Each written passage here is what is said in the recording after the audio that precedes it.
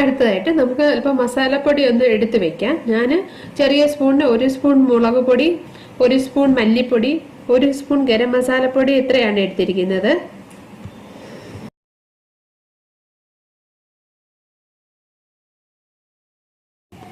നമ്മുടെ കടല 5 ആവി വന്നതിന് ശേഷം ഓഫ് ചെയ്തിരിക്കുകയായിരുന്നു. അല്പം തണുത്തതിന് ശേഷം തുറന്നു നോക്കിയിരിക്കുകയാണ്. തേയിലപ്പൊടിയുടെയും ഗരം മസാലയുടെ ഒക്കെ ഒരു ഫ്ലേവർ വന്നിട്ടുണ്ട്. ഇനി നമുക്ക് ഇതിന്റെ മസാല നന്നായിട്ടൊന്ന് കുക്ക് ചെയ്യാം. തേയിലപ്പൊടിയുടെ കിഴി അങ്ങ് മാറ്റാം. കടലക്കറിയുടെ ഗ്രേവി ഒന്ന് ശരിയാക്കി എടുക്കാം. അതിനായിട്ട് ഒരു പാനിലേക്ക് 1 ടേബിൾ സ്പൂൺ എണ്ണ ഒഴിച്ചിരിക്കുകയാണ്. ഇതിലേക്ക് 1/2 സ്പൂൺ ജീരകം ഇട്ടു. നമ്മൾ കറിക്കൊക്കെ അരയ്ക്കുന്ന ജീരകമാണ്.